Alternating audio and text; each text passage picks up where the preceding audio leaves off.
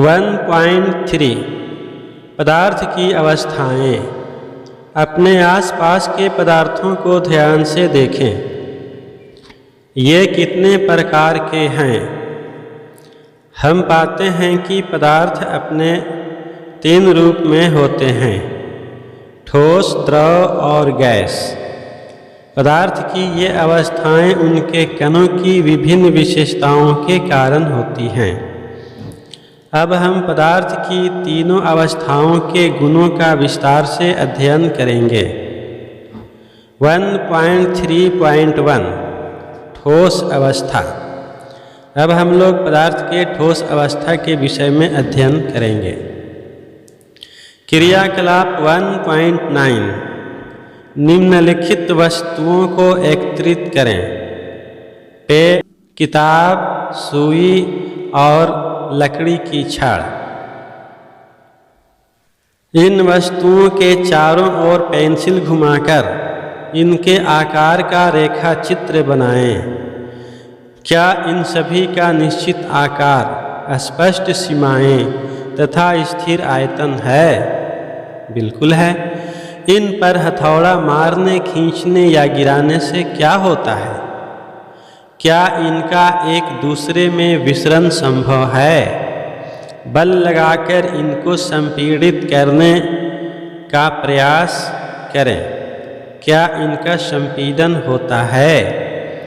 उपरोक्त सभी उदाहरण ठोस के हैं। हम देख सकते हैं कि इन सभी का एक निश्चित आकार, स्पष्ट सीमाएं तथा स्थिर आयतन यानी नगण्य संपीड्यता होती है। बाह्य बल लगाने पर भी ठोस अपने आकार को बनाए रखते हैं।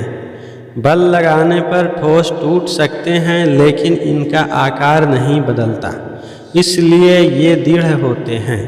निम्नलिखित पर विचार कीजिए। ए. रबर बैंड को क्या माना जाएगा? क्या खींचकर इसका आकार बदला जा सकता है?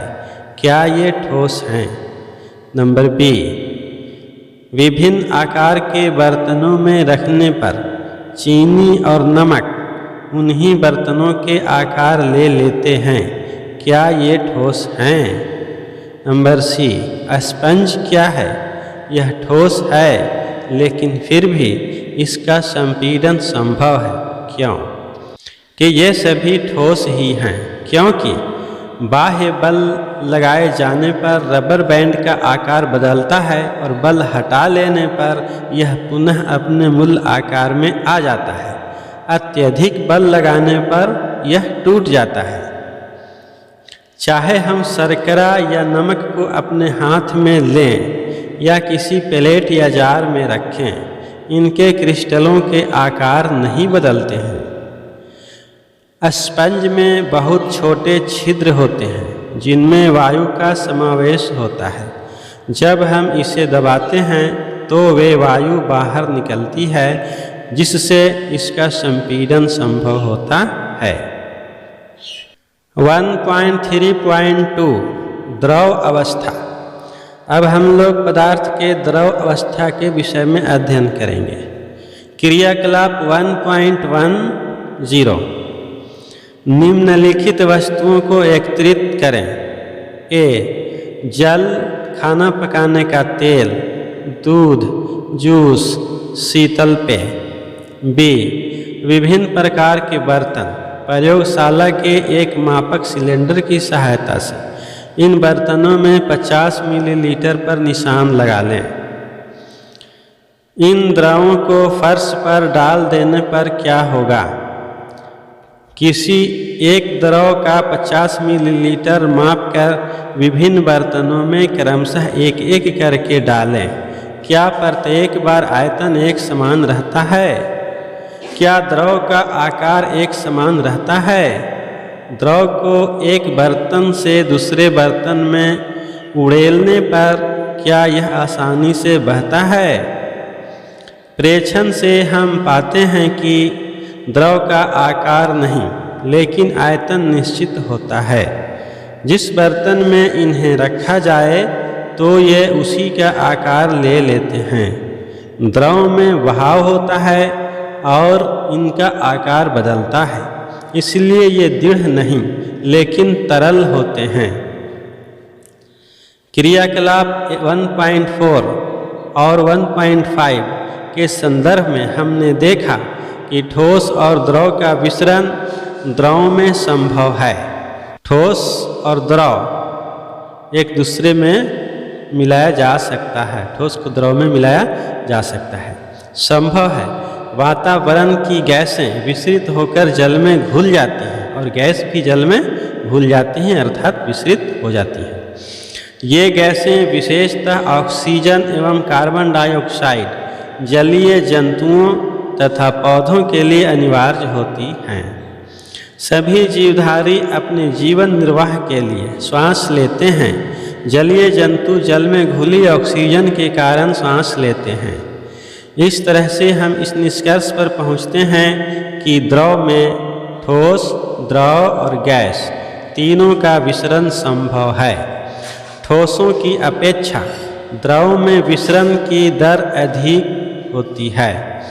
ऐसा इसलिए है क्योंकि द्रव अवस्था में पदार्थ के कण स्वतंत्र रूप से गति करते हैं और ठोस की अपेक्षा द्रव के कणों में रिक्त स्थान भी अधिक होता है।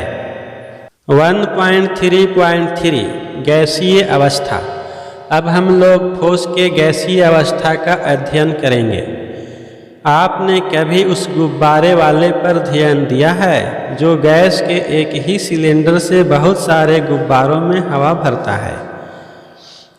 उससे पता लगाएं कि एक सिलेंडर से वह कितने गुब्बारे भरता है। उससे पूछिए कि सिलेंडर में कौन सी गैस है। क्रियाकलाप 1.11 100 मिलीलीटर की 3 सिरिंज लें और उनके सिरे को रबर के कॉर्क से बंद कर दें, जैसा कि चित्र 1.4 में दिखाया गया है। चित्र 1.4 में एक सिरिंज दिखाया गया है। इसके सुई वाले भाग को कॉर्क से बंद कर दिया गया है और इसमें गैस भरा हुआ है और ये सुई सिरिंज का ये पिस्टन है।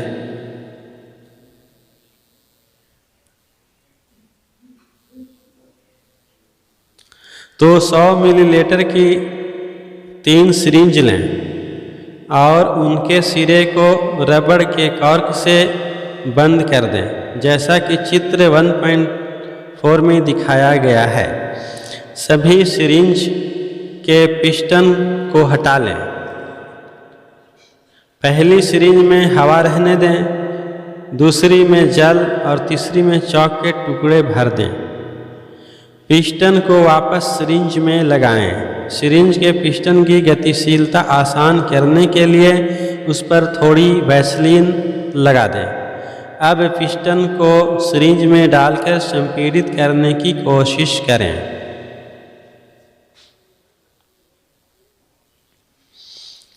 आपने क्या देखा? किस स्थिति में पिस्टन आसानी से अंदर चला गया? अपने प्रेक्षण से आपने क्या अनुमान लगाया? तो हमने देखा कि ठोसों एवं द्रवों की तुलना में गैसों की संपीड़ितता कंप्रेशन काफ़ी अधिक होती है। हमारे घरों में खाना बनाने में उपयोग की जाने वाली द्रवीकृत पेट्रोलियम गैस या अस्पतालों में दिए जाने वाले ऑक्सीजन सिलेंडर में संपीड़ित गैस होती है। आजकल वाहनों में ईंधन के रूप में संपीड़ित प्राकृतिक गैस CNG का उपयोग होता है।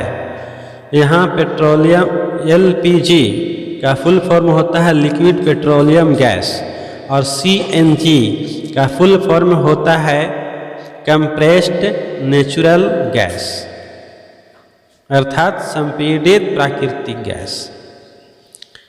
तो संपीड़ितता काफ़ी अधिक होने के कारण गैस के अत्यधिक आयतन को एक कम आयतन वाले सिलेंडर में संपीड़ित किया जा सकता है। एवं आसानी से एक स्थान से दूसरे स्थान तक भेजा जा सकता है। हमारी नाक तक पहुँचने वाली गंध से बिना रसोई में प्रवेश किए ही हम जान सकते हैं कि क्या पकाया जा रहा है। ये गंध हम तक कैसे पहुँचती है?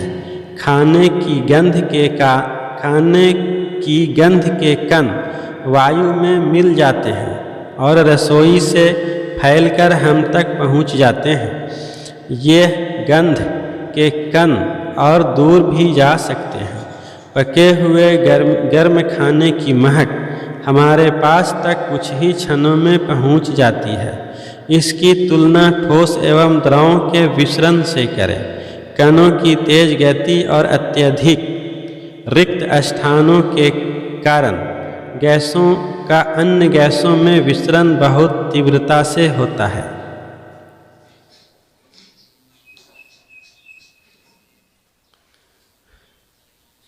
चित्र 1.5 ए बी तथा सी पदार्थ की 3 अवस्थाओं के कणों का योजनाबद्ध आवर्धित चित्रण है। तीनों अवस्थाओं में कणों की गति को देखा जा सकता है और इनकी तुलना की जा सकती है। यहाँ ठोस को आवर्धित करके यानी बहुत बड़ा करके दिखाया जा रहा है। तो उनके कण बहुत नज़दीक होते हैं और आपस में दृढ़ता के साथ जुड़े रहते हैं, अर्थात इनके कणों में आकर्षण शक्ति गैस और द्रव की अपेक्षा अत्यधिक होती है। यहाँ चित्र बी में द्रव के कणों को आवर्धित करके दिखाया जा रहा है, जो ठोस के कणों से कुछ अधिक दूरी पर है, अर्थात ये ठोस के तरह आपस में मजबूत आकर्षण शक्ति से बंधे हुए नहीं हैं। और सी में गैस के कणों को आवर्धित करके दिखाया जा रहा है, जो कण एक दूसरे से काफ़ी दूरी में है। तो इस तरह से गैसों के कणों में गतिज ऊर्जा अत्यधिक होती है। इससे कम होता है द्रवों में और इससे कम होता है ठोस में। तो इस तरह से गैस के कण जिस बर्तन में होते हैं उसके बाहरी किनारे पर दबाव डालते हैं। गैसीय अवस्था में कणों की गति अनियमित और अत्यधिक तीव्र होती है। इस अनियमित गति के कारण ये कण आपस में एवं बर्तन की दीवारों से टकराते हैं। बर्तन की दीवार पर गैस कणों द्वारा प्रति इकाई क्षेत्र पर लगे बल के कारण गैस का दबाव बनता है। अब हम लोग अध्ययन के अनुसार इन प्रश्नों के उत्तर की जानकारी प्राप्त करेंगे। प्रश्न संख्या 1, किसी तत्व के प्रति इकाई आयतन के द्रव्यमान को घनत्व कहते हैं। घनत्व बराबर द्रव्यमान बटा आयतन होता है। बढ़ते हुए घनत्व के क्रम में निम्नलिखित को व्यवस्थित करें: वायु, चिमनी का धुआं, शहद, जल, चौक, रुई और लोहा। तो इसका उत्तर है घनत्व बढ़ते हुए क्रम में। तो इन सब दिए हुए वस्तुओं में से सबसे कम घनत्व होता है वायु का, तो इसको पहले रखते हैं। वायु से अधिक घनत्व होता है चिमनी के धुआं का, क्योंकि इसमें कुछ कार्बन डाइऑक्साइड और कुछ धूलकण मिले होते हैं। चिमनी के धुआं से अधिक घनत्व होता है रुई का, और रुई से अधिक घनत्व होता है जल का, और जल से अधिक घनत्व होता है शहद का, और शहद से अधिक घनत्व होता है चौक का, और चौक से अधिक घनत्व होता है लोहा का।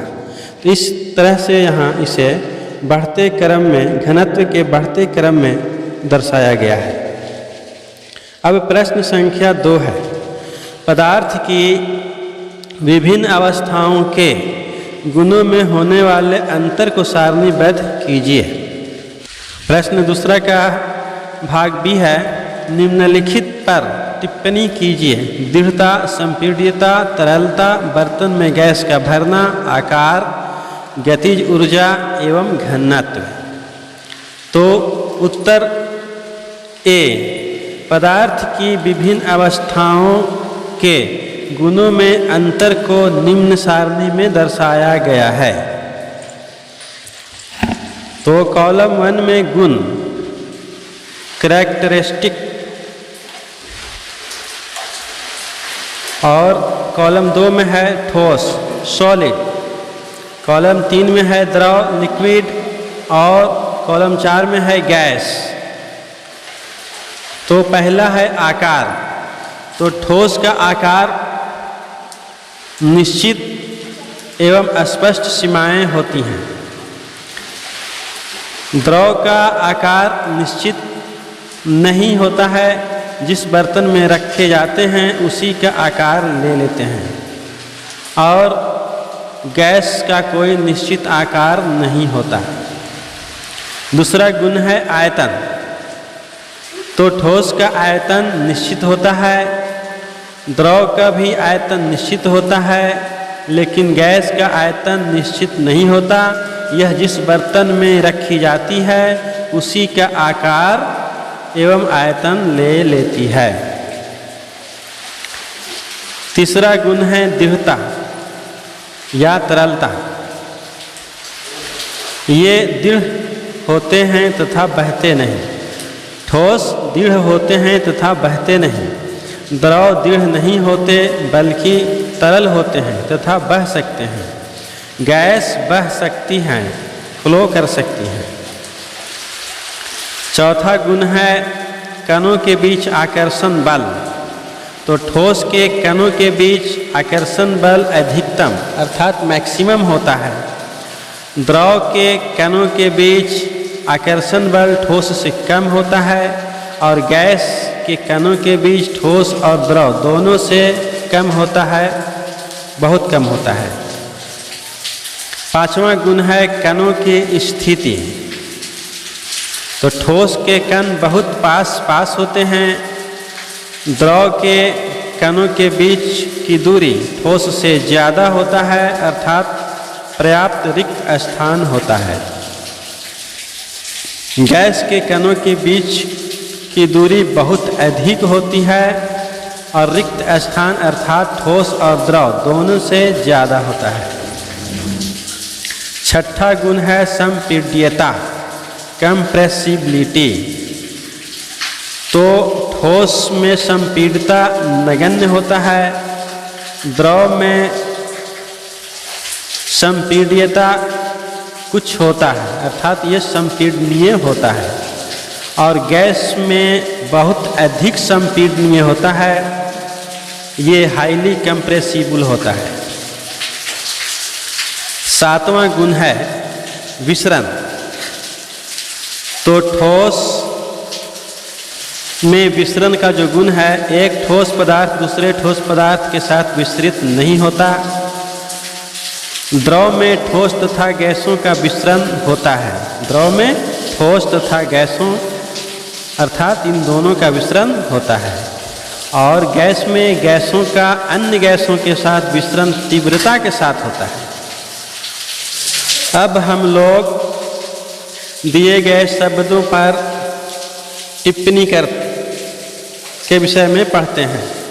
पहला है दृढ़ता, रिजिडिटी, पदार्थ का वह गुण जो उसे बाह्य बल के विरुद्ध अपने आकार को बनाए रखने की चेष्टा करता है, दृढ़ता कहलाता है। ठोस में कणों के बीच आकर्षण बल अधिक होता है, इसलिए ये दृढ़ होते हैं। द्रव और गैस दृढ़ नहीं होते हैं। दूसरा है संपीड्यता, कंप्रेसिबिलिटी, पदार्थ के कणों के बीच रिक्त स्थान होते हैं। बाह्य बल के कारण ये कण समीप आ जाते हैं। पदार्थ के इस गुण को संपीड्यता कहते हैं। द्रव तथा गैस संपीडनीय होते हैं, गैसें सर्वाधिक संपीड़ित की जा सकती है। ठोस की संपीड्यता नगण्य होती है, इसलिए इसका आकार एवं आयतन निश्चित होता है। इस गुण के कारण अत्यधिक आयतन की गैस को एक कम आयतन वाले सिलेंडर में संपीड़ित किया जा सकता है। तीसरा है तरलता, फ्लूइडिटी। पदार्थ के बहने की प्रवृत्ति को तरलता कहते हैं। द्रव तथा गैस बहती हैं, इसलिए इन्हें तरल पदार्थ कहते हैं। ठोस बिल्कुल नहीं बहते। गैसें सभी दिशाओं में बह सकती हैं। गैसों की तरलता द्रवों से अधिक होती है, क्योंकि इनमें कणों के बीच की दूरी अपेक्षाकृत बहुत कम होती है तथा आकर्षण बल कम होता है। नंबर 4 में है बर्तन में गैस का भरना। किसी बर्तन में गैस को आसानी से भरा जा सकता है, क्योंकि इसके कण सभी दिशाओं में तीव्र गति से चलते हैं तथा बर्तन में पूर्णतः फैल जाते हैं। ऐसा इनके कणों की अधिक गतिज ऊर्जा एवं नगण्य आंतरिक बल के कारण होता है।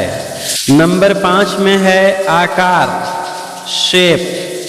ठोस पदार्थों में अधिकतम आंतर आणविक बल इंटरमोलेकुलर फोर्स होता है, इसलिए इनका आकार निश्चित होता है, जबकि द्रव तथा गैस उस बर्तन का आकार ग्रहण कर लेते हैं जिनमें उन्हें रखा जाता है।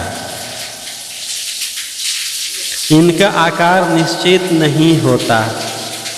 नंबर 6 में है गतिज ऊर्जा, काइनेटिक एनर्जी।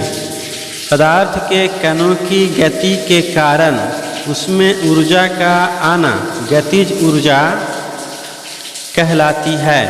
गैसों में सर्वाधिक गतिज ऊर्जा होती है, क्योंकि ये तीव्र गति से सभी दिशाओं में चलती हैं तथा कण तेजी से कंपन भी करते हैं। द्रव में गैसों से कम तथा ठोस में न्यूनतम गतिज ऊर्जा होती है। नंबर 7 में है घनत्व, डेंसिटी। किसी पदार्थ का घनत्व प्रति इकाई आयतन के द्रव्यमान के बराबर होता है। घनत्व बराबर होता है द्रव्यमान बटा आयतन। एग्जाम्पल के लिए इसे हम लोग D बराबर m बटा v लिखते हैं। D अर्थात डेंसिटी हो गया, m से मास हो गया अर्थात द्रव्यमान हो गया, और v से हो गया वॉल्यूम अर्थात आयतन। ठोस का घनत्व अधिकतम होता है द्रव से और द्रव का घनत्व अधिक होता है गैस से। तो इस प्रकार ठोस का घनत्व अधिकतम होता है और गैस का घनत्व न्यूनतम होता है।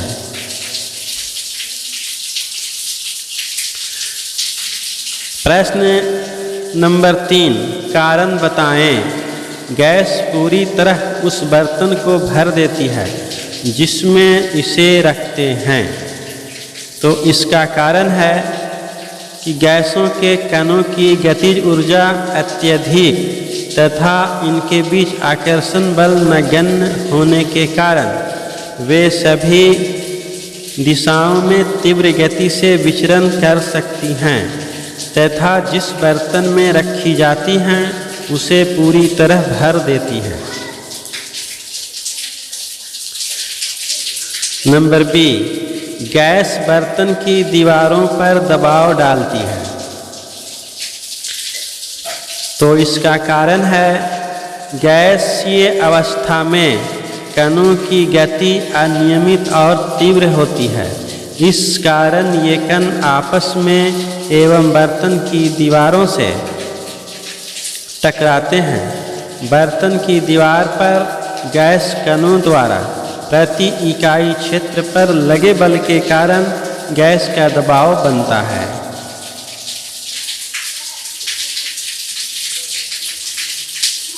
नंबर सी है लकड़ी की मेज ठोस कहलाती है।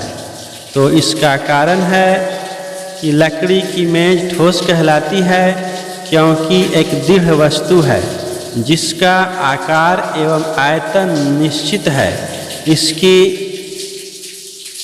सीमाएं स्पष्ट हैं तथा इसके कण संपीड़ित नहीं होते तथा बहते नहीं।